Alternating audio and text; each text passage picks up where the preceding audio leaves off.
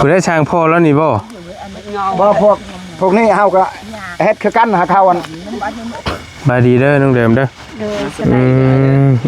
โดยสบายลืมสบายดีเลยอย่างก็18ล้านใช่บ่โอ้จักระบ่ขนาดเฮือนขนาดเท่าไรเฮาคุยกันระบ่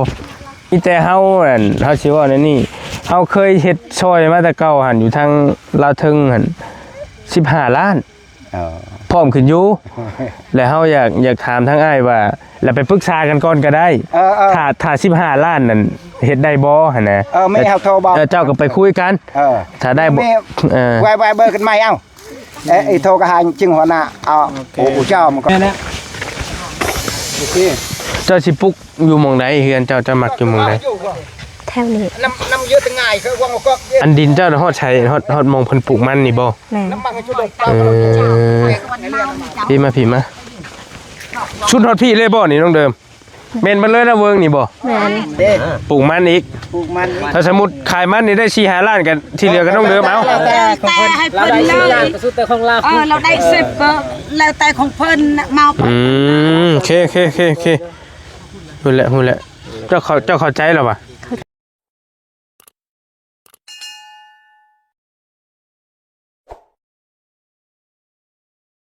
เราจะจุ่มมางานอะไรตีราคาก่อนมาพี่น้องมาทักทายสบายดีและสวัสดีเนาะยามบรรยากาศตอนบ่ายๆอากาศอ้าวฮ้อนแดดมุกเท่ามันดีก็ได้พี่น้องเนาะทักทายสบายดีกันอยู่ที่ไม่น้องเดิมเนาะพี่น้องกันหาสิเห็นกันนี่แล้วในคลิปของไอเตียงเฮาที่เพิ่นมาเบิ่งกันในตอนนั้นอยู่ที่ไม่อยู่ทางนอกพี่อยู่ทางหิ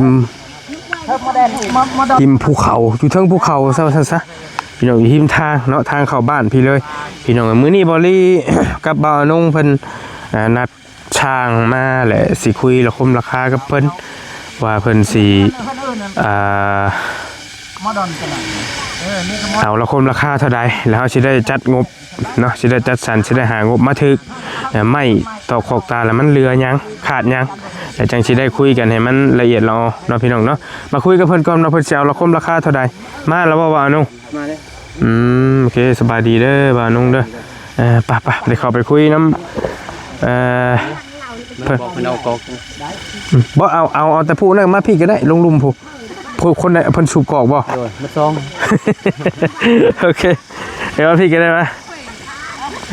เอาสูบกอกออกก่อนถ่ายบ่ได้ทางนี้ทางผู้สมัครทำงานเขาทำร้านนะครับก็แต่ใครใดอยู่เอากอกก่อนถ่ายรูปบ่ได้ดูจ้อยไก่อ่ะบ่กบนะ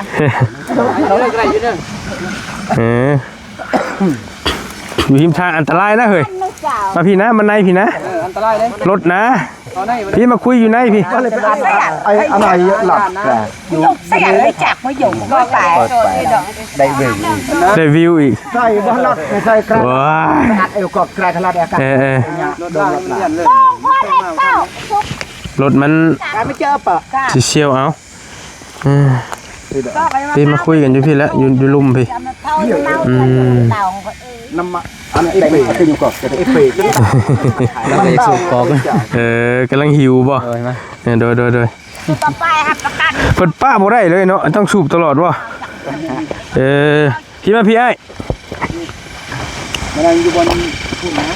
หามองนั่งที่บ่กันหามองนั่งไม่แต่แถวนี่แหละเอานี่ก็ได้นี่บ่เป็นยังนี่มานั่งอยู่หินนี่ก็ได้มาน้ำเต้นไอ้ยาตะคุณได้ช่างพ่อแล้วนี่บ่พวกนี้เฮาก็เฮ็ดคือกันหาข้าวอัน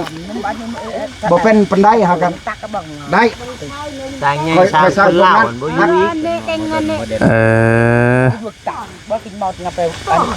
มานางโซกันนี่มาเว้ากันไอ้ยันน้ำบ่แดงเราก็ยังก็เอาบอลกูงอเป็นเด็กไม่ตักเอาโตไม่ทำเพิ่มตลอดช่างเลี้ยงในเด็กผู้ดูนั่งผู้ใดช่างผู้ว่าราคาบ่อยู่ใช่บ่หรือว่าจะได้เราไปเราบ่ทันครบบ่ทันครบโอ้มันสิยากครับแล้วอ้ายว่าให้บ่ได้บ่ ต้องคุยกันอีกติ บ่นเตย คอยว่าครับได้อยู่ดอกครับเรื่องใหม่เขาประมาณบ่เป็น เพิ่นนั่นเป็นคันเพิ่นว่าสมัย ย่าแล้วมาบอกราคาก่อน ประมาณไม่แล้วจังเว้ากันก็ได้ ให้เพิ่นเว้าราคา พี่มาเว้านํกันพี่มันนั่งเว้านํกันพี่ เขาเป็นคนใดหน้าภาษา หรือว่าไอ้บ่จะเข้ากล้องบ่ เจ้าว่าภาษาพระเจ้าให้อันนั้นแปลกันได้ไป บ่คันว่าบ่คันบ่เข้ากล้องแล้วมาเฮ็ดบ่ได้ชุมเฮาต้องถ่ายกล้องตลอดได้เลย ต้องให้เลย ต้องถ่ายจนเฮือนแล้วพุ่นได้ บ่ จัน บัด ไม่ บัด ใกล้ เข้ากล้องได้ ไปไปอยู่หลักถ่ายจบ เขามาเงือแล้ว เพราะว่าคันถ่ายกล้องคันว่าเข้ากล้องบ่ได้ชุมเฮาก็ยอมจ้างบ่ได้ เพราะว่าผู้ใหญ่ใจดีเพิ่นช่วยเหลือเฮาต้องถ่ายเพิ่นเห็นตลอด เจ้า นั่นนะ ต้องหยุดถ่าย ครับคันบ่มาแลงให้หาถอนให้เขา ต้องหยุด พวกสาม จัก เขาได้เนาะ เอามาเอาเรื่องราคาก่อน ปีหรือเปล่ามาแต่ เราได้บ่หายตั้งนี้มาให้แปดตา มาพอจะมา พี่น้องเดิมมามาพี่เจ้าหน่อย โทรหาเราได้บ่ 18 โทนอยู่น้องกันแล้ว บายดีเด้อน้องเดิมเด้อโดยสบายลืมสบายดีเลยยังก็18ล้านใช่บ่ จักระบ่ขนาดเฮือนขนาดเท่าไรเฮาคุยกันระบ่ยังอันผู้ฮู้อันไม่อันยังหากันพวกเฮ็ด3คนเลยมียัง บ่อันที่ขนาดเฮือนที่พอว่า18ล้านในขนาดเฮือนเท่าไรจักระบ่หั่นน่ะ 5-6 5คูณ6เฮาสิเฮ็ดให้น้องเพิ่นน่ะ5คูณ6แล้ว9ต้นไม่แล้ว9เสาแม่นแล้ว18ล้านบ่18ล้านแล้วเบิดเลยบ่หมดประตูสั่งหมด พร้อมขึ้นอยู่นะว่าแล้วก็ได้ ไม่จะขึ้นเลย จนพายทองขึ้นว่าลมแม่ บ่พายทงได้บ่ ได้คือกัน เลย18ล้านบ่รุดบ่ได้บ่ เดี๋ยวเด็กเพลงได้ยังไงเนาะ บ่มีไผในอันคันกบมันมีแต่ไม้สุนันอันกบอยู่นอกจึงมาเฮ็ดคันอยู่นี่อันดดตัวนี้อันคันเจ้าดดนี่ดดเห็นก่อนดดอันเลียนสำได้จากใดอันเลียนเห็นตัวนี้ก่อนจึงเอาดินให้มันมั่นนะ โอ้ตังอยู่นี่ก็ได้นี่ บ่สมมุติคันดดนอนตัวนี้ดดนอนตัวนี้คันดดนอนตัวนี้อันอย่าเผาดดคือดินเลียนเห็นก่อนเห็นนั่นสามารถไปฝนจึงเอาดินถมงาม เอาดินไปเลี้ยงกันก่อนที่บ่แล้วเอานะ บ่เห็นเลียนก่อนจึงเอาถมคือดินอันเลียนสำได้เฮาอยากต่างเลย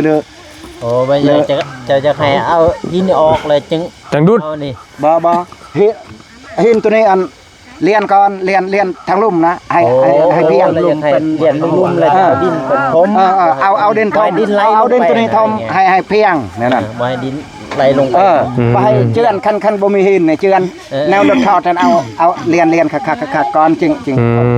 แม่นหั่นแหละแนวแม่นอยู่ถึกแล้ว ให้คักแนวนั้น ถึกแล้วเอาหินซุ่มใหญ่ๆนี่เลียนทำอยากได้ประมาณ10เมตรบ่ก็เลียน10เมตร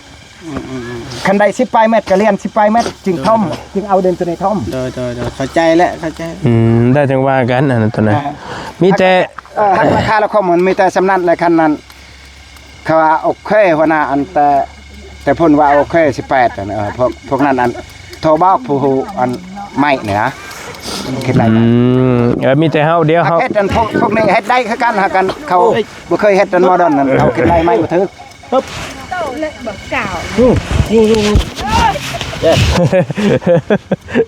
กำลังอยากดูดแล้วก็ได้ยู ไปเจ้าหรือบ่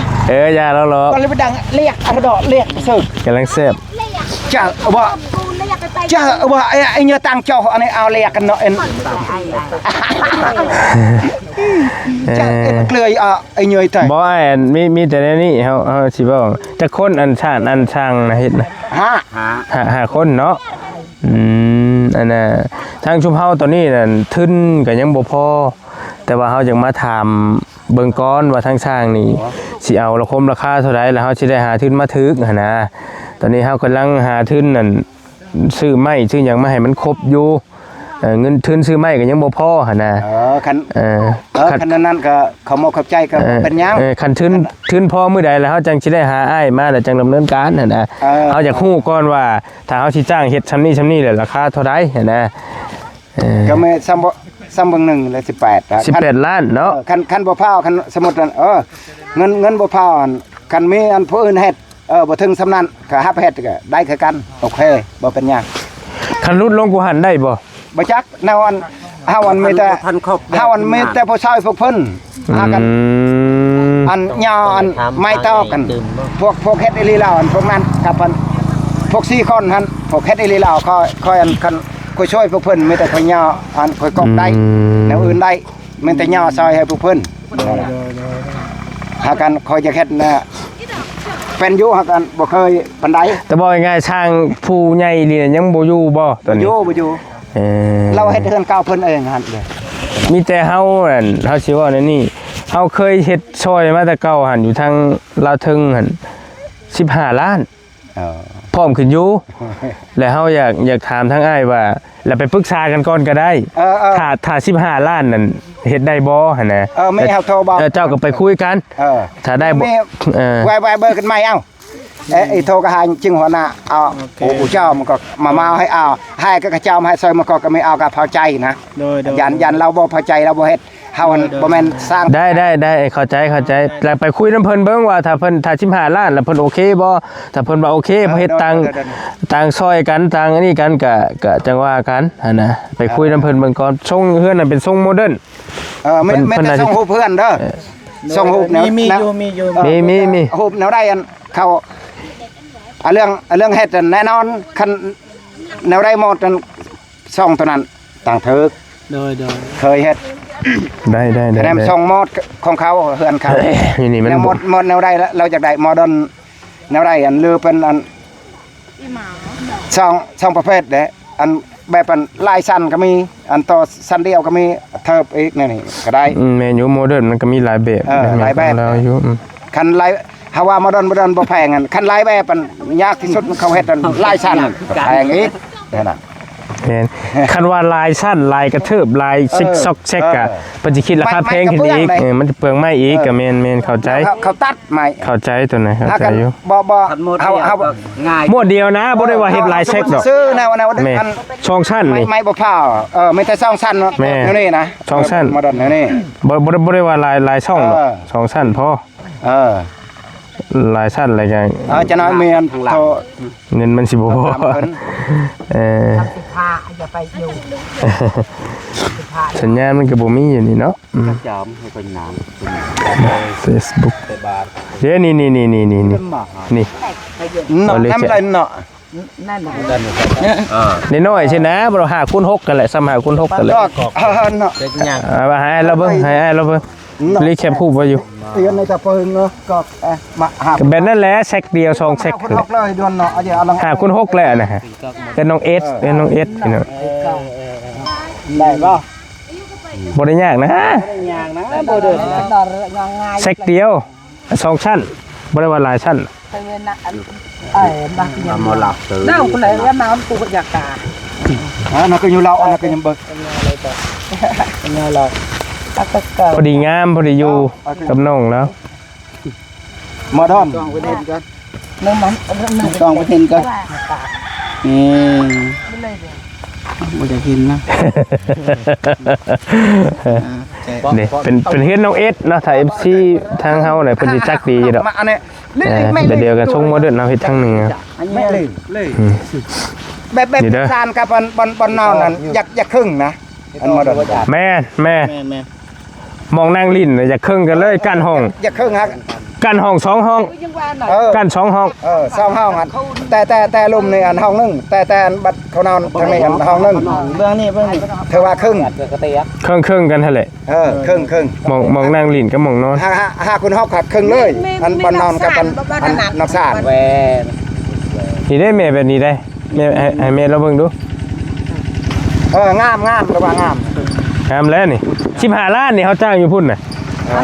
ไม่เฮาโทรเบากันว่านาใหญ่ว่านาโทรเป็นไรเจ้าเห็นแล้วบ่เตียงให้เบิ่งแล้วบ่ เตียงให้เบิ่งเลยเนาะมันก็บ่เบิ่งน้ำหูมันคือสิน้อยแต่ว่าเบิ่งตัวจริงมันก็ใหญ่กว่าหันจักหน่อยอยู่ เข้าใจคน6เลย 5 คูณ 6เบิ่งน้ำหูมันอยากน้อยซ้ำกันก็แค่น้องเอสนั่นแหละมันบ่เปลืองไม้ปานใดบ่เปลืองงบปานใด เอาบางงอไปเด็กตัวว่าเป็นอยู่ดีเอาไปจะ Vậy phải chỗ ngồi tôi quy phải. Nó cái số phường từ nó tới แต่ไม่นั่นไม่ น้ำมันได้น้ำมันได้ เราผัดเพิ่นผัดสร้างผัดบ่จะเข้ากล้องเนาะ Đây là nó mà hại ก็มั่งสร้างมันอยู่ทั้งหลังบัด tao. Đây về rồi. Raเป็นลกเด็กนะ ให้บ้านเบิ่งอยู่ แต่ไม่แป้นนั่นบ่ได้กบมันสิเอาไม้โซล่ามาตีใช้เลย เข้าใจไม่ตัวนั้น บ่ได้กบ คันบ่มีเหล็กสว่านนั้นเอาตอกเหล็กตะปูแต่ คันสิได้กบก็กบจะเป็นปูหัน ไม่แต่เป็นปูตัวนั้นกับ กับเสากับไม้อันพวกอันนั้นมันหั่นแหละไม่คือไม้คางเพิ่นนั่นแหละ ก็ไม่เส้น เสาหัน 8 แอมป์ Sang lèo. สร้างแล้วบ่ Sang lèo. สร้าง หากไม่แต่ก็เป็น3ประเภทนึงในเศร้า โดย เส้น โดย เป็นปู เป็นปู มด3อย่างตรงนี้มีข้างคือข้างก็เป็นเส้นคือกันตัวนั้นรวมเลยมีแต่3ประเภท มันแล้วกบแต่ว่าไม่เป็นฟ้านี่ คันไผอยู่นี่บ่มีมีแต่กบอยู่นอกจึงมาประกอบอยู่นี่ แม่นหั่นแหล้วมันบ่มีไฟ คันบ่มีไผบัดถ้าว่าน่ะ กบอยู่เฮือนก่อน เสียดำไก่ กบอยู่เฮือนก่อนน่ะจึงมา โอเคมั้ย หากยากแนวไผบ่มีสบายเฮาอยากเจาะหยังนะแนวบนอันเฮาประกอบอันนั้น บัดเฮาอยากแอนเด้อบ่ อันอยู่นี่บ่มีบ่ไฟ มีไก่เด้ ไก่แต่เฮือน ตัวนั้น บ่เฮือนนี่นะโต มี โตมา มาเอา ซื้อสายมาโตเอา เอาก็เสียดอกขาไฟ ก็เฮือนช่างเองเหรอว่าเฮือนคนใดเฮือนอ้ายแล้วนี่บ่ อันเฮงอยู่หรือว่าไฟเฮือนเจ้าน่ะ แล้วตายก็ไฟสายเส้นน้อยเส้นใหญ่หันบ่หันบ่ก็ได้อยู่ได้ลำใหญ่ สัญญาณแต่หันอันเฮาตรงแต่นี่โตมันนี่ได้หันตัวนี้ใส่น้อยอันกบบ่ได้ ใส่น้อยบ่อยากได้แล้ว นี่ใส่ใหญ่กำลังลำใหญ่ตัวนี้แต่หัน ตอนแต่นั้นก็ได้ซั่นน่ะ ไม่เต่าแต่หันมานี่ กบอยู่เฮือนน้องเติมก่อนบ่ยันใหม่เด้ เพิ่นบอกถึงเวลาบัดเจาะหูน็อตหูหยังใส่หั่นน่ะมันต้องใส่อยู่พี่เด้ บัดเฮาเจาะเฮาแอมเด้ จะได้ก็ต้องได้ต้อนแล้วไป บัดแอมมันคุยฮู้แป้นตัวนั้นคันเฮาได้บ่ได้ซีวันบัดเฮาไปเหล็กตะปูเฮาตอกแตก บ่ได้ตอกบ่ได้ ต้องใช้อันนี้ชิวต้องใช้ไฟฟ้าเอา ตอกบ่ได้ คันเฮาเอาเหล็กตะปูไปอันนั้นแนวนี้ปัวโลด แม่น เขาซีกันจีกตอก มันก็เอาน็อตใส่เลยคือน็อต งามบ่แบบนี้งาม งามแล้วนั่นแล้วแต่ว่าเบิ่งน้ำหูมันน้อยเบิ่งตัวจริงมันใหญ่อยู่พอดีงามแล้ว งาม ผู้สาวอยู่ สองคนงามมันเลาะ เลาะงามมันเลาะ โละบ่ โล นั่นแล้วได้แล้วแล้ว หูดีเบิ่นั่นแหละบ่ยาวนะ ยาว เลาะ โละก็มีแต่ ไม่พอเด้ว้าวเลยคอยบอกเพิ่นอันล็อกอันตัวนี้ซ้ำได้ซ้ำเห็นตัวนั้นเนาะซื้อไปพุ่น เบิ่งหม่องสิปลุกเคลื่อนนั่นแหละน้องเดินบ่สิปลุกหม่องไหนซั่นน่ะ คันอยู่หั่นอันบ่แม่นไก่แนวติดอันมาว้าวก็ไปอยู่นี่ กันมีงบนี่เอาอันนั้นมานี่เอาดินมาใส่ให้มันเพียงให้มันสูงหน่อยนึงนะ คัน เฮามีงบนี่เอารถอันนั้นดุด บ่ว่าเดี๋ยวว่าอันนี้เดี๋ยวก่อนอัน มีแต่นั่นเด้อพอไปคุยกันเด้อเฮาจ้างนั่นได้นั่น15ล้าน ไม่บอกสำนัก เป็นไรไปคุยกับเพิ่น ว่าแนวใดอันสุดเท่าโทนะใส่ โอ้โดย โทรใช้เบาเจ็บก็ได้ บ่อันเฮาบางเทื่อแล้วว่าเฮาว่าแนวได้15อันกันบ่บางเทื่อแล้วว่า16ค่าบ่เหลือซ้ำเฮาบ่จัก ก็จังคุยกันซื้อ ได้ยังต้องเฮ็ดเทือนเก่า เดี๋ยวส่งทาง WhatsApp ก็ได้อันนั้นเอาหู แล้วให้บ่าวนี่ชงบอกเฮาก็ได้แล้วบ่มีปัญหานะ ได้ ลัดเนี่ยลัด บางทีเราสร้างไงบ่เห็นเด้ไปสร้างไงเบิ่งนำเพื่อน เดี๋ยวค่อยส่งให้เจ้าดอกแล้วกับไม้หั่นแล้วอยากให้ไปเบิ่ง เพิ่นอยู่บ้านนี่เหรอว่าทางใหญ่นะ บ้านนี่หันเลยเฮือน และให้ไปเบิ่งน้ำเฮือนน้องเดิมแน่ว่ามันขาดไม้หยังแล้วให้เพิ่นจดไว้ให้นี่ไปเบิ่งที่บ่าวน้องสั่งมาไว้ให้นี่ แม่นบ่พอเรื่อยๆอันใดให้ มันขาดไม้หยังแหละจดไว้ให้เฮานี่แหละเฮาสิสั่งมาตืมให้หั่นนะ ให้เราไปจดไม้สำนี เจ้า ไม้ตัวนี้สำนี อันนี้พอแล้วขาดหยังแหละ นี่คันยัง แล้วเฮาสิสั่งมาตืมให้แล้วเฮาคันว่ามันได้ทุนค่าสร้างมาครบมื้อหยังมื้อใดแล้วเฮาจังมาคุยกันอีกก็จังว่าเริ่มเฮ็ดมื้อใดก็จังว่ากันเพราะว่าตอนนี้เฮาก็ยังหาทุนอยู่เนาะพี่น้องเนาะแต่ก็ยังมาถามสร้างเพิ่นก่อนว่าเพิ่นสิเอาเท่าใดผมราคามาคุยกันให้มันละเอียดก่อนแล้วจังว่ากันแล้วขอบใจหลายๆเด้อพอเด้อผมขอบใจหลายๆ อยู่ดีไม่ให้ เอามาคุยกับ ไปซอยอันใต้ละบานให้ตลอดปลอดภัย โดยขอบใจหลายๆบ่ได้มาใกล้ๆนะเฮาก็มาแต่สวรรค์เขตพุ่น ไปเจ้าถ่ายไปเจ้า เฮาเป็นคนลงแต่ว่าเขาทายแต่ว่ามี กว่าน่ะไม่โจดูรถวิโก้งาสระเวนไปเสลย ส่งมาร ถวิโก้ เขาส่งมาเขาบอกให้ขึ้นไปซอยแน่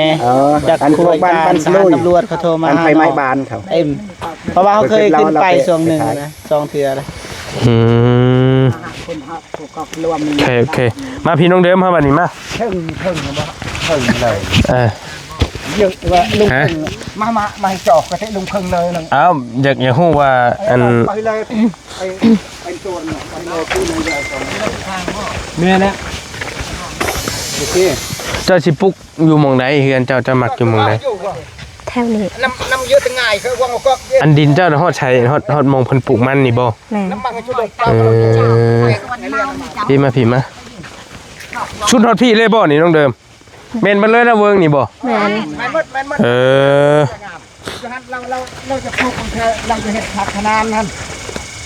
นี่ค่ะอยู่นี่ และอันนี้ลันไผปลูกมันแท้ของแม่แล้วนี่บ่ของพี่น้องของพี่น้อง สำใดอยากเอาก็ดุดมันโลดเด้อ มีแต่คันว่าเฮาสิปลูกอยู่หม่องใดแล้วเราสิถอนมันให้เราสิถอนมันให้ นึกว่าเอาไปเสียไทยเนาะ แล้วเฮาสิปรับหม่องใดขนาดใดแล้วให้เราสิถอนมันให้นะของว่า ขึ้นไอ้มานะขึ้นกูช่วยให้เดี๋ยวนำตีไปอยู่บนต่อซื้อให้จอกไปเยอะก็มานำตีไปเราเนี่ยเยอะก็อันนี้มางอกเลยเนาะแล้วอันนี้ตีอันเยอะไปเดยเลยให้ดอกจอกไปเยอะก็มาไปเราค่าให้จอกเลยเดยกินกอกนะ แต่ติ เมื่อค่าไทยเนาะสำได้อันพวกกันพวกเจ้าอยากไอ้ต้นนั้นเฮาปลูกหากันเฮาบางเทื่อคันเราไปเฮ็ดเฮือนอยู่นี่อันให้ละมาให้เพิ่นนั่นมื้อหน้าเราลอกเลยมันตัวนี้เราลอกขายสำได้อันพวกเจ้าไอ้ต้นเฮาปลูกก็แล้วแต่กับอันนี้ไทย กับไทยตัวนี้ ไทยกับ กับไทยใน2ล้านกับเฮาปลูกให้เพิ่นนะลักษณะเพิ่นเบิ่งแย่งกันอันบัดเพิ่นลอกขายนี่น่ะก็สำได้พวกเจ้าไอ้ต้นก็ได้คือกันเมื่อเฮาปลูกให้มันแล้วเลยก็บัด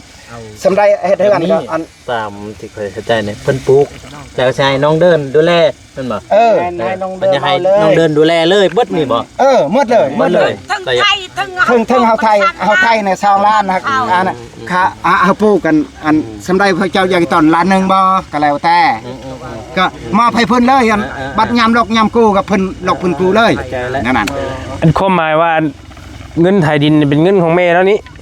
โดย แล้วของสิ่งปลูกสร้างนะว่าอะไรก็ได้ดินปั๊บอย่างมันแม่นนี่เป็นของแม่เบิดเลยแม่เบิดเท่าไดแม่เฮ็ดเบิดนี่3ล้านบ่ 3ล้าน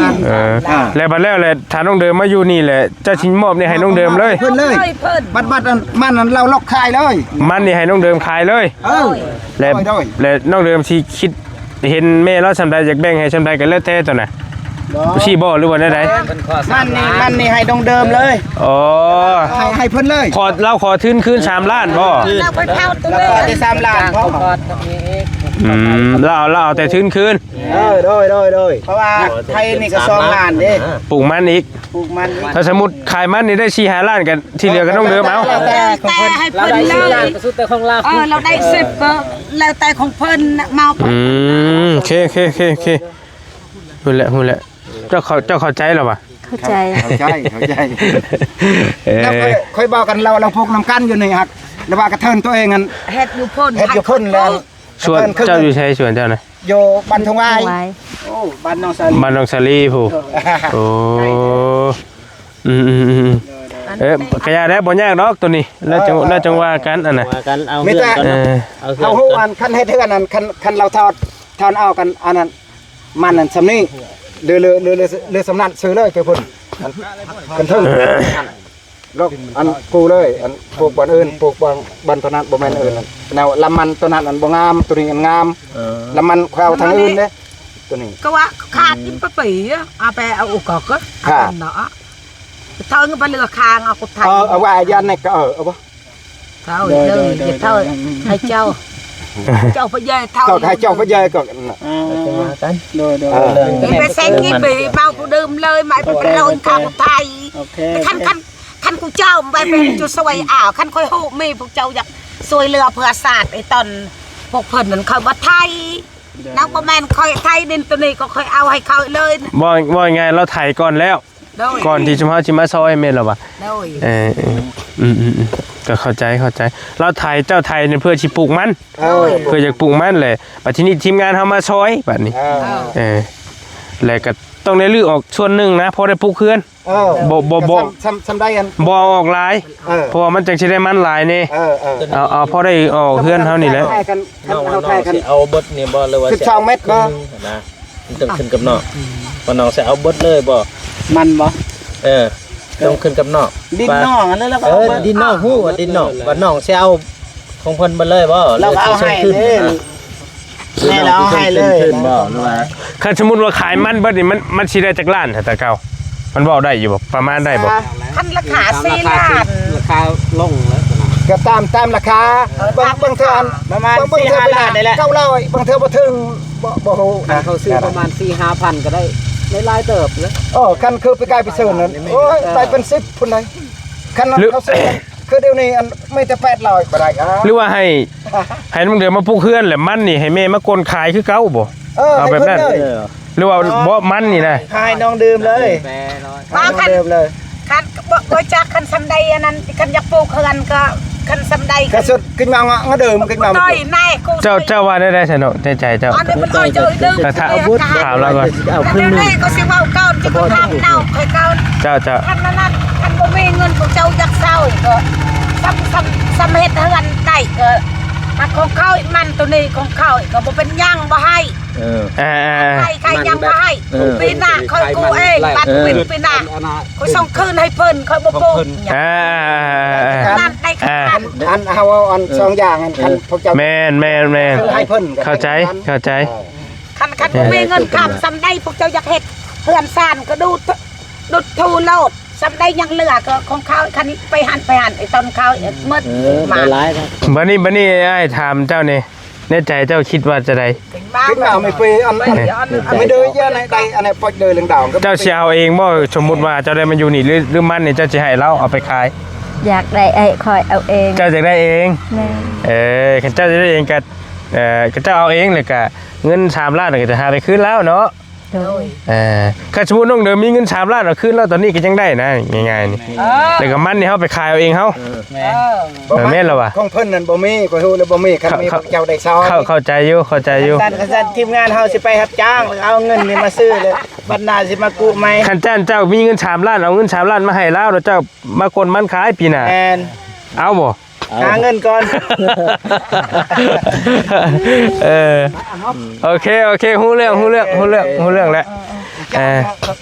คือค่าไทยดินนี่เป็นของแม่แล้วกับค่ามันเรามาปลูกนี่พี่น้อง บ่แม่นแม่เอ้ยมัน บ่เฮานี่เอิ้นเจ้าแม่เจ้าได้น้ำเอ้ยอันเอ้ยนางเดิมเนาะคือเราน่ะไทยก่อนสิชุมเฮาสิมาซอยเราก็บ่จักเด้แต่ตกกระเทินได้ไทยเราก็ต้องได้ปลูกมันอันนั้นเด้พี่น้องมันได้เสียเงินค่าไทยค่านั้นไปเลยเด้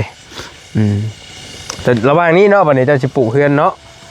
อยู่นี่แหละอยู่นี่ค่ะ แต่ว่าต้อง แนวติดกันเด้ออยู่หั่นก็บางเทื่ออันปีหน้าไปเนอก็มาว้าวอัน อยู่นี่ ส ก็ บาย ส อัน บา ติ ย ดกัน เพิ่นปลูกกาแฟกระพร่อมปลูก อันทางนี้ก็ ปัญญา บ่แม่นอื่นเราจะเฮ็ดพนันพนัวทางนี้ เค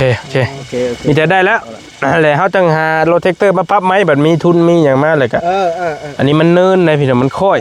ก็บ่เป็นหยังมีแต่หันเลยเขาว่าทูเอาเด้อ เอาดินมาห้องพี่เนาะ ทูเรียนเรียน ดาวดินหมด น้อยเก่าโดนมาเลย โอเคหาทิ้นก่อนแล้วจะว่ากันตอนนั้น ไปรับจ้างก่อนพี่น้อง โอเคเนาะโอเคพี่น้องบ่เงินน้ำบ่าวนงยังเท่าไหร่ตอนนี้6 ล้าน 3ประมาณ10,000เนาะประมาณ10,000 บาทเลยแล้วให้ช่างเพิ่นไปเบิ่งว่ามันขาดมันเหลือหยังแล้วเฮาจังมาแจ้งพี่น้องเติมว่ามันไม่เฮาพอแล้วหรือว่ามันขาดไม่ตัวใดแล้วมันยังขาดส่วนใดแหละจังว่ากันเนาะแต่ว่าแน่ๆนี่ค่าสร้างก็ยังบ่ได้มีตอนนี้ค่าสังกะสีค่าหยังก็ยังบ่ได้มีไม้นี่ก็คันว่าสิบ่พอก็ยังบ่หลายนะน่าสิพอได้อยู่หลักๆก็ยังสังกะสีกับค่าสร้างเนาะที่ยังขาดเฮือนน้องเดิมตอนนี้หั่นนะค่าสร้างนี่เพิ่นว่ามามา18 ล้านแต่บอลี่ต่อเพิ่นนั้น15 ล้านซ้ำเฮาเคยจ้างเพิ่นสิตกลงบ่หรือบ่ตกลงเพิ่นไปปรึกษากันก่อนตอนน่ะแล้วจังว่ากันพี่น้องเอ้ยหรือเพิ่นสิต่อขึ้น16 ล้านบ่หรือว่าแนวใดก็จังมาปรึกษากันใหม่อีกเนาะเป็นสร้างในบ้านเองเนาะพี่น้องเจ้าเองบ่เจ้าห้องเราในแดนผู้ฉุบบังอาย เอิดอ้ายพี่อ้ายโอเคไปได้แล้วเดี๋ยวมันสิยืดยาวไปเอามีบ่เตียงฝากมีมาให้เมื่อวานบ่ลืมให้พี่น้องเพิ่นส่งมากระทึกอยู่มีบ่เตียง มีบ่เตียงเลยอยู่ไปมีกันไปบ่เตียงเพิ่นฝากมีมาให้เจ้าสิค่ำแล้วเด้อพี่น้องเอ้ย อีเวลิโต น่าจะค่ำแล้วนึงมื้อนี้ จะไม่รู้ว่าหยิก งามเนาะที่น้องเดิมเนาะอากาศดีอีหลีแต่ว่าก็บ่มีแผ่นดินไหวที่เคยแถวนี้บ่ จักได้บ่ ขนาดประเทศไทยบ่เคยมีก็ยังมีเนาะหึมมานี่ลงพุ่นเลยน้องเดิมนี่ลงคลองเลยนี่ดินอยู่ภูนะพี่น้องฮึบมาเอามีให้น้องเดิมก็FC เพิ่นจื้อคือหยังนี่พี่น้องเอ้ยเพราะว่านี่บ่ได้ลืม ส่งเขียนไปหาว่านุ่งพร้อมบ่ บ่ลี่เด้อโอ้ย บ่หรอกข่อยตั้งลืมนี่แหละเขาเผานี่เอง ข้าวนี่โอเคตัดซีเมนต์ตัวใดก็อันเดียวกันแล้วได้เบิดนั่นแหละเดี๋ยวบังรถเลยเด้ออันบังรถเด้ออันบ่เตียงฝากมีมาให้เจ้าแก๊สหนึ่งเด้อขอบใจเพิ่นเนี่ยเพิ่นเบิ่งอยู่ฮะ ขอบใจหลายๆเด้ออายฮักเลี้ยงทองที่พากนี้ให้น้องเดิมใจหลายๆ มีเลยเงินเด้ มีขอให้เพิ่นอยู่ดีไม่แห้งให้ร่ำให้รวยฮะอายุมันยืนมันยาว สา ปรารถนาสิ่งใดก็ได้สิ่งนั้นเด้อสาธุ เลยเจ้าเราไอ้ฮักสิบ่กินนี่โอเคอายลีดิเดินยังได้มัน อายฮักกัน ไอ้ลิตุ้ยบ่เป็นหยังไอ้บ่หยอกเด้อฟังเด้อครับอันสิว่าเด้อเมื่อวานนี่ก็บ่รีบเผาลืมหลายอย่างอันไหนก็มีผู้ใหญ่ใจดีเพิ่นสร้างช่องของไอ้เตียงหั่นแหละ